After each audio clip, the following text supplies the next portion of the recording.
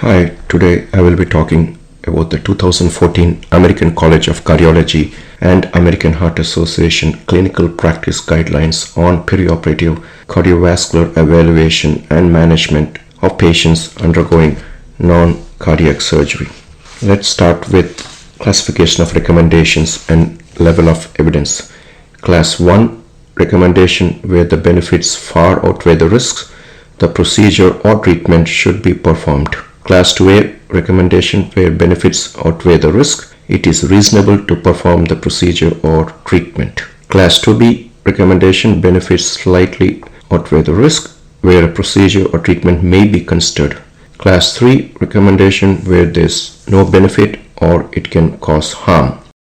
Level A evidence is based on data derived from multiple randomized controlled trials or meta-analysis. Level B evidence is based on data derived from single randomized controlled trial. Level C evidence is based on consensus opinion. High-risk cardiac conditions that are considered contraindications to non-cardiac surgery: acute coronary syndrome, acute decompensated heart failure, tachyarrhythmias or bradyarrhythmias associated with hypotension, severe symptomatic aortic stenosis with mean gradient greater than 40 mmHg.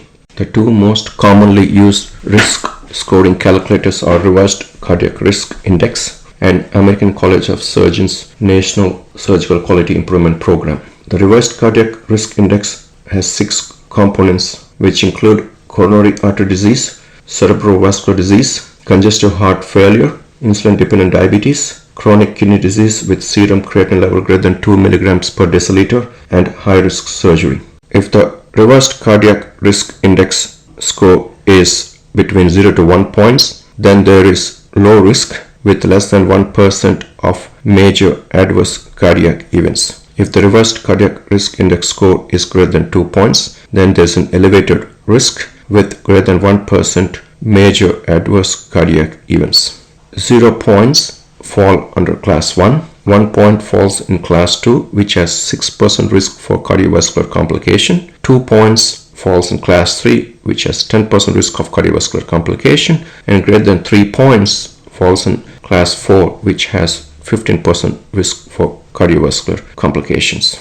There's also risk of major adverse cardiovascular events for each type of surgery. Cataract surgery and plastic surgery has less than 1% risk. Orthopedic surgery and otolaryngology surgery has greater than 1% risk. Intraperitoneal surgery and neurosurgery has greater than 3% risk. Thoracic surgery and vascular surgery has greater than 5% risk.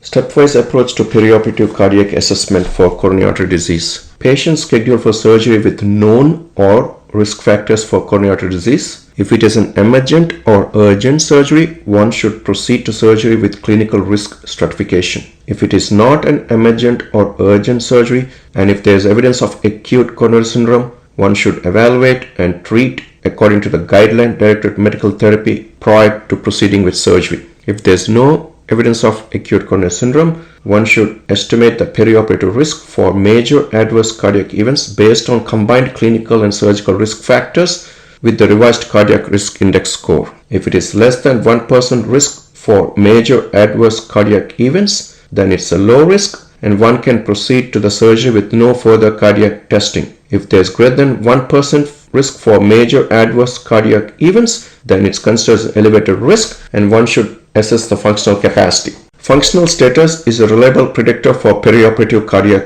complications. Functional capacity is often expressed in terms of metabolic equivalence. In the perioperative literature, functional capacity is classified as excellent if it's greater than 10 metabolic equivalents, good functional capacity if it is between 7 to 10 metabolic equivalents, moderate functional capacity if it is between 4 to 6 metabolic equivalents, and poor functional capacity if it's less than 4 metabolic equivalents. Patient who can climb 2 flights of stairs or walk uphill can be considered to have moderate to good functional capacity.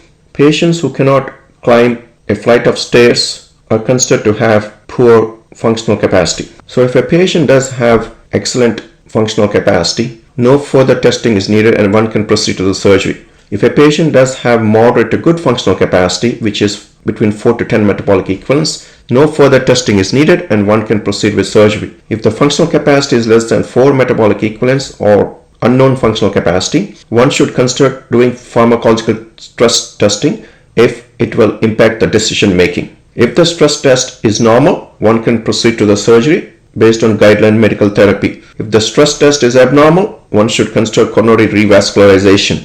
Emergency surgery is one in which the life or limb is threatened if the surgery is not performed within less than 6 hours, where there is no time for limited clinical evaluation. Urgent surgery is the one in which there is time for limited clinical evaluation when life or limb is threatened if the surgery is not performed between 6 and 24 hours. An elective surgery is the one in which the procedure can be delayed up to 1 year.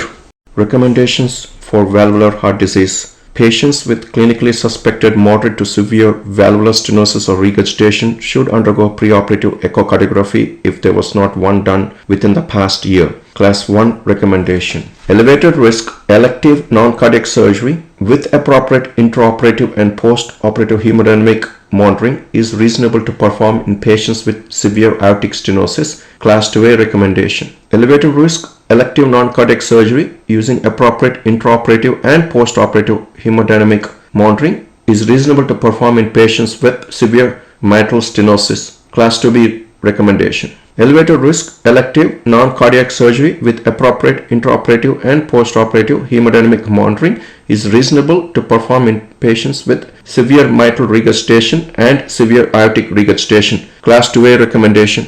12-lead electrocardiogram recommendations. Preoperative resting 12-lead EKG is reasonable for patients with known coronary artery disease, significant arrhythmia, cerebrovascular disease, or other significant structural heart disease, except for low-risk surgery.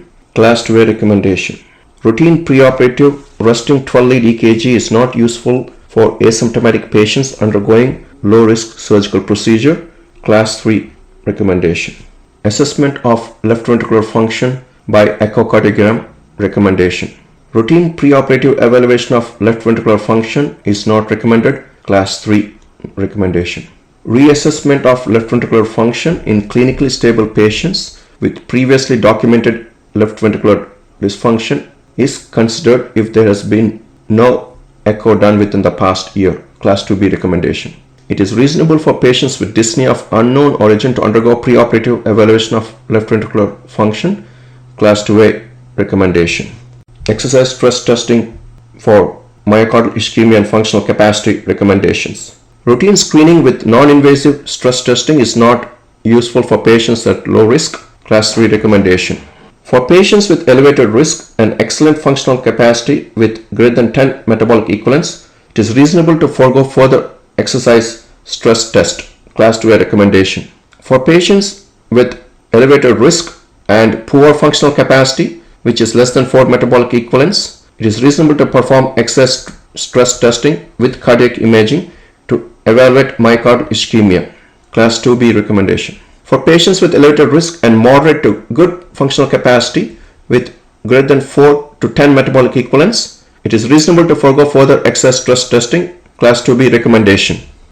Pharmacological stress testing recommendations. For patients who are at elevated risk for non-cardiac surgery and who have poor functional capacity with less than 4 metabolic equivalents, it is reasonable to undergo non-invasive pharmacological stress test with either dobutamine stress echocardiogram or dipyridamole adenosine regadenoson with thallium and or technetium. The presence of moderate to large areas of myocardial ischemia is associated with increased risk for perioperative cardiovascular events. A normal pharmacological stress test has a very high negative predictive value. Preoperative coronary angiography and coronary revascularization recommendations. Routine preoperative coronary angiography is not recommended. Class 3 recommendation. Routine coronary revascularization prior to non-cardiac surgery is not recommended. Class 3 recommendation. Elective non-cardiac surgery should be delayed 14 days after balloon angioplasty and 30 days after bare metal stent implantation. Elective non-cardiac surgery should be delayed 365 days after drug-eluting stent implantation. Class 1 recommendation. Elective non-cardiac surgery after drug-eluting stent implantation can be performed after 180 days if the risk of further delay is greater than the risk of stent thrombosis. Class 2B recommendation. Elective non-cardiac surgery should not be performed within 30 days after bare metal stent implantation or within 12 months after drug-eluting stent implantation, in whom dual antiplatelet therapy needs to be discontinued perioperatively. Class 3 recommendation.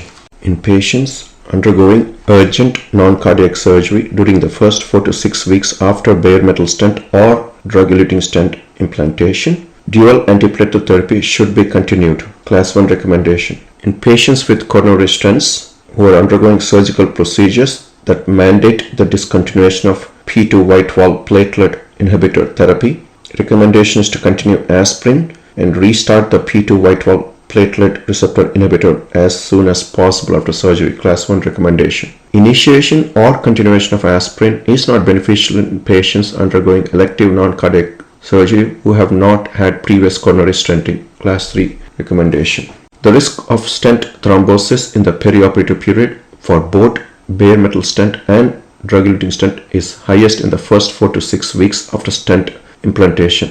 Discontinuation of dual antiplatelet therapy during this early period is the strongest risk factor for stent thrombosis. Perioperative medical therapy. Beta blockers should be continued in patients undergoing non-cardiac surgery who have been on it chronically. Class 1 recommendation. In patients with 3 or more revised cardiac risk index risk factors, it is reasonable to begin beta blockers before surgery. Class 2B recommendation. Beginning beta blockers less than 1 day before surgery is ineffective and may in fact be harmful. Class 3 recommendation. Beta blockers should be started 2 to 7 days prior to surgery. Statins should be continued in patients who are taking it chronically and scheduled for non-cardiac surgery. Class 1 recommendation. Perioperative initiation of statin is reasonable in patients undergoing vascular surgery. Class 2A recommendation. Continuation of angiotensin converting enzyme inhibitors or angiotensin receptor blockers is reasonable if angiotensin converting enzyme inhibitors or angiotensin receptor blockers are held prior to surgery. One should restart as soon as clinically possible. Both of the above are Class 2A recommendation. Perioperative management of patients with cardiovascular implantable electronic devices. Patients with ICDs who had preoperative reprogramming to inactivate tachytherapy and with pacemakers who had reprogramming to an asynchronous pacing mode should be on cardiac monitoring continuously during the perioperative period and have external defibrillator equipment readily available. Class 1 recommendation.